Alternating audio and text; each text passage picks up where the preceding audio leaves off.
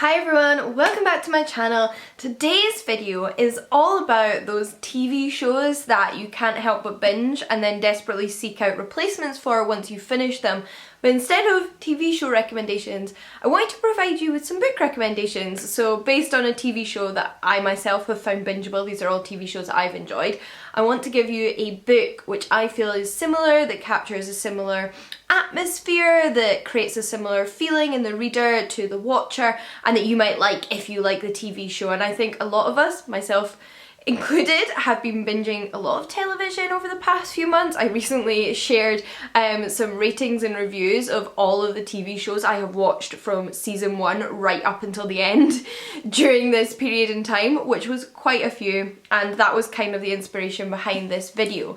But before we get into the book recommendations, I wanted to thank the sponsor of today's video, who are Simon & Schuster, who have just published Written in Blood by Chris Carter, which is my first recommendation. So the TV show I want to recommend this to you on the back of is specifically Luther, although there are a few TV shows that I think capture the essence of what this book is and will give you an idea of what you're getting yourself in for. But in particular I want to mention Luther because Luther is one of my favourite crime thriller TV shows. The main difference between Luther and this book is that Luther is set in Britain and this is set in the US. However, I think the darkness and the heart-pounding anticipation on tenterhooks feeling that Luther gives me as a viewer is something that I very much experienced during this book. So this book is a thriller, it's a mystery thriller crime novel which follows a few different characters. In particular we have a detective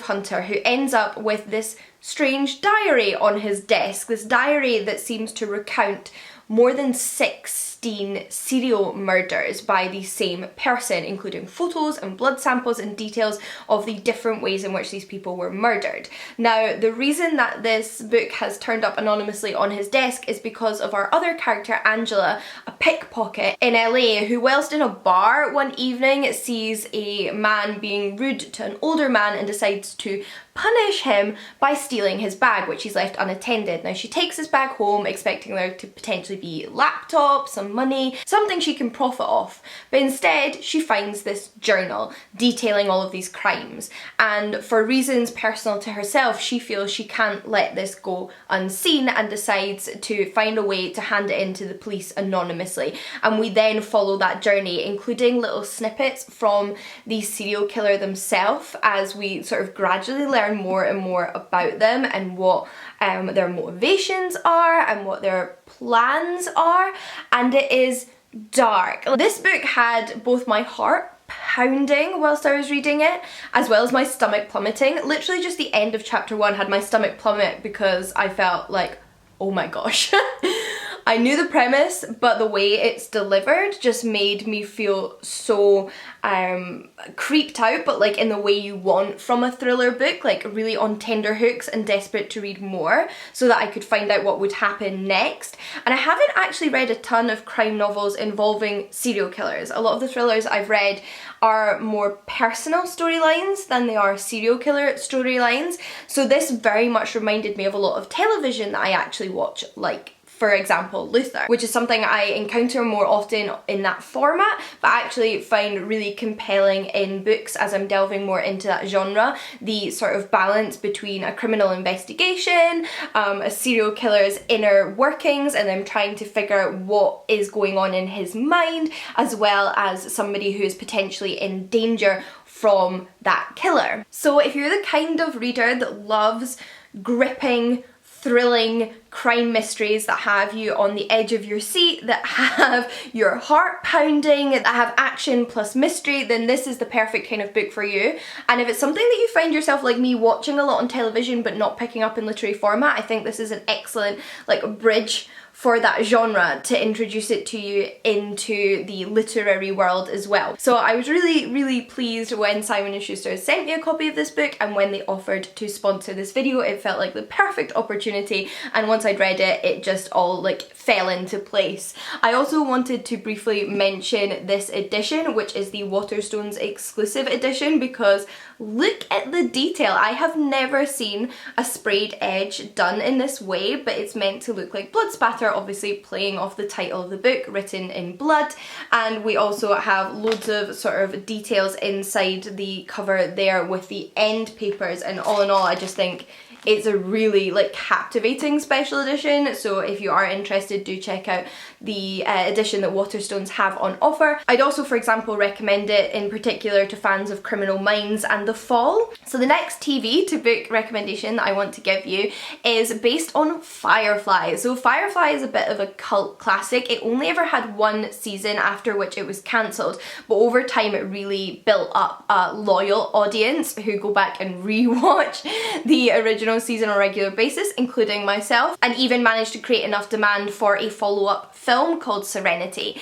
And I love Firefly. There is so much to love in Firefly, and I very recently read a book that 100% captured so many of the reasons I love Firefly and what I love about Firefly, which is The Long Way to a Small Angry Planet by Becky Chambers. So this is of course a sci-fi novel, as Firefly is a sci-fi TV show. It's set in space in the future, so we have a futuristic like space setting. We are on various different like ships, planets, space platforms, which I really enjoy, and we have a whole cast of interesting characters, both in terms of personality and also in alien races. So one of the things I loved about this book is the detail in this world. Becky Chamber has come up with so many different species from different planets, and all of their cultures and their backgrounds feel so rich. Like, I feel like surely these aliens existed before Becky Chambers made them up, because they feel so real. It's incredible. And there's this complicated political system, but the way that you're introduced to this story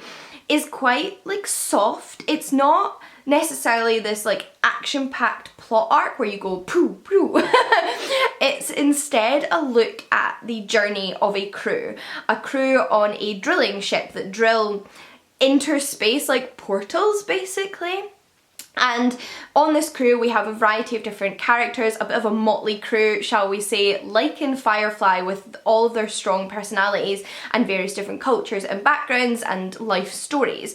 But they all exist in this sort of symbiotic relationship, and as the story goes on we follow all of these characters and learn about them and their personalities and their relationships with one another. And it's very much a character focused novel. It's about these characters, it's about their group dynamic, and it's about the world building. And there are moments of action, there are moments of drama where things become tense and we don't know exactly what's going to happen. But there's lots of little moments like that, rather than there being one big moment that this is all culminating to. And I actually really enjoyed that. I don't think there's enough books like that. And I think it really worked in terms of that sort of character world dynamic. I love this book. Sizzix in particular, if you've read it, is my favourite character. She is brilliant. And if you like Firefly, there is an engineer character on this ship that is 100% Kaylee. Like, she has such Kaylee vibes. It's brilliant, so I would highly recommend it to fans of that TV show. Also potentially fans of shows like Star Trek Next Generation, which is another one that I'm a big fan of, and I think demonstrates a lot of like complex world building and alien species and cultures interacting with one another. So my next recommendation isn't simply a book, it's actually a comic book series, and it is on the back of the TV show Once Upon a Time. So if you've seen Once Upon a Time, then you will know this series is inspired by pretty much any fairy tale you could ever think of, a few myths dotted in there. The concept is that characters from your favourite fairy tales existed in this other world, but they were cursed to lose their memories and now find themselves living in our world in a small town in America. And Fables actually has quite a similar concept. In this sense, we have a whole host of fairy tale characters, from Snow White to the Big Bad Wolf, Cinderella, Beauty and the Beast, many more. And in their world, in the fairy tale realm, there is a war, a massive war that forces them out of their country, and they have to use magic to set up their own sort of city/society within the USA. So they're living in our world, they're adjusting to our world, but all with their memories in this instance. and the background and the like baggage they have brought with them from the fairy tale realm and the reasons that have forced them out, plus a lot of relationship dynamics that you don't expect, because these fairy tale characters have existed beyond the end of their happily ever afters, and that sometimes results in divorce, or the need for marriage counselling, or friendships being built between characters you never would have expected friendships to be built between. For example, Snow White, who's the mayor, has a really fun dynamic with the police officer, who is also the big bad wolf, and it's just a lot of fun. It's also a little bit darker than, say, Once Upon a Time. I don't want to say Once Upon a Time isn't dark, some like really dramatic stuff happens in that, but I think like there's more of an adult dynamic in Fables, and the way that the characters are twisted is really taking them out of their sort of like Disneyfied image and turning them into real, sometimes quite troubled people. There's also so much meat to this series. There is 150 issues, and there's actually a few offshoot series like Fairest, which follows the backstories of some of your favourite like fairy tale princesses and perhaps twists on their original fairy tales. So there is tons in this world to explore. It's so detailed, so complex, and really like a fandom that you can become a part of because there's so much to offer. And if you enjoyed Once Upon a Time, this concept is very, very similar, but in its own way very unique. So I think it would have a lot to offer you, and I think also if you've loved Fables and not watched Once Upon a Time, that's also worth checking out because I think they're both brilliant. I then would like to recommend a book on the back of The Chilling Adventures of Sabrina. So as I'm sure you're aware, The Chilling Adventures of Sabrina is actually also based on a comic book, and it's inspired by the original TV show, which was Sabrina the Teenage Witch, but much, much darker. And I love The Chilling Adventures of Sabrina. I really enjoy that kind of like dark teen drama with a bit of magic. Don't know why, but I think it's done really well. I also think that Sabrina has excellent fashion taste. So I'm here for that show. I think it's really fun. And there's actually quite a few books I thought I could recommend for people who enjoy The Chilling Adventures of Sabrina, because I also really enjoy that kind of dark, paranormal, YA literary genre. Not sure why, but I guess there's a lot of overlap there between that TV genre, which has also become quite popular, and that book genre. And there are a few like paranormal YA stories that I really, really like, a few with witches in fact. But I thought I would in particular focus on Sawkill Girls, because I just feel like Sawkill Girls has so much to offer the reader. Sawkill Girls is by Claire Legrand. Now this is a YA book, but it's a YA book that does not shy away from darkness. We follow multiple perspectives in this story, all of whom are teens in this small American town. It's always set in a small American town, these kind of stories, aren't they? And for years now, girls have been going missing in this town. Now one of the characters we actually follow is a new resident. It is a teenage girl who arrives there with her mother after the passing of their father, and her sister comes along with them. However, shortly into their stay, her sister becomes one of those missing girls. So she gets dragged into the history of this town, why girls keep going missing, and is there something paranormal afoot. It's very clear from the reader's perspective that there is most certainly something paranormal afoot, because one of the perspectives we follow is actually the teen involved in the sort of dark paranormal side of this town, and I really like that combination of the protagonist who doesn't know what's going on, is trying to figure out what's going on, and then the protagonist that's actually deeply involved and has been sort of raised in this like paranormal subsection of the town that other people don't really understand.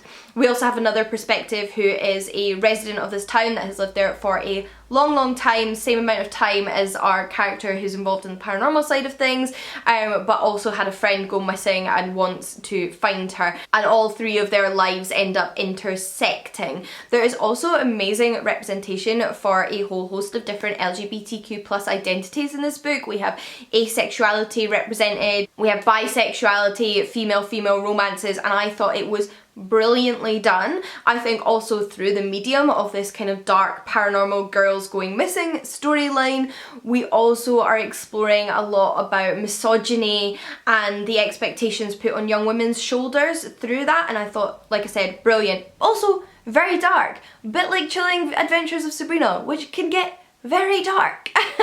But I will mention, like I said, there are a few other books I think very much fall into this category, so if you are just looking for a ton of books to binge after watching The Chilling Adventures of Sabrina, I would also recommend The Graces by Laura Eve, Perfectly Preventable Deaths by Deirdre Sullivan, and The Wren Hunt by Mary Watson, all of which I think are also perfect examples of this subgenre. Last but not least, however, I actually want to stay on the dark YA side of things and recommend a book based on Stranger Things. Now, the book I want to recommend on the basis of Stranger Things isn't exactly the same. It's not set in the 80s, which I feel like is one of the main selling points of Stranger Things, but I feel like it captures a lot of the atmosphere of Stranger Things, and that's why I want to recommend it. So don't expect to read this book and relive Stranger Things, which is its own really fun, unique, complex storyline, but do potentially expect to experience the same like sensations and atmosphere that you do when you watch Stranger Things, because I think Stranger Things is quite creepy, and this book is definitely creepy. And that is Rules for Vanishing by Kate Alice Marshall. So this book, not set in the 80s, but we do follow a group of friends, not sort of pre-teens in this case, but actual teenagers. It's a YA storyline, but it is no less dark for being YA. It's definitely one of the scariest horror books I've ever read. But also has like this cast of characters that you're really invested in and hopeful for, and want to follow along on their adventure. Is it an adventure when it's like this terrifying and unwanted? I don't know. But it's about a group of friends who discover that there is a sort of like parallel world to their own. Another world that coexists with their own that they have to enter to save one of their friends. Strike you as familiar? It immediately reminded me when I started reading this book of the Upside Down in Stranger Things, which is why I've sort of drawn this comparison. And we follow this group of friends who lost one of their friends about a year ago. She went missing, nobody knows what happens to her. Now, one of their group is also her sister, and they, a year later, all get together, having sort of fallen apart as a friendship group a little bit, but decide to play this paranormal game. Some of them believe it's real, some of them don't believe it's real, but it has a long history with their town. And this game requires you to buddy up and walk down a path, at the end of which you should enter another world. You should find a road, and this road is not in the realm of the ordinary. It is 100% horrific and paranormal and ghostly and creepy and scary and any of those adjectives. And they end up finding themselves on this road, and then their challenge is to follow this road and never leave this road in order to try and discover their friend who went missing a year previously. The stakes are high in this book. This is not a book series where nobody is going to get hurt. The stakes are real and the stakes are high. We do also flip back and forward between the time period in which these teenagers are on their journey on the road, encountering a ton of creepy surprises, as well as in the future, or in the contemporary times, I guess you could say, and this was in the past. But we're in the future with some of those characters being interviewed by paranormal investigators who are trying to figure out what's going on and what happened on the road. So I thought this was a fantastic book. Like I said, that sort of other world that coexists with our world and is incredibly terrifying really reminded me of Stranger Things, but it is still very much its own unique story. If you do like that kind of more YA horror though, I would highly, highly recommend checking it out.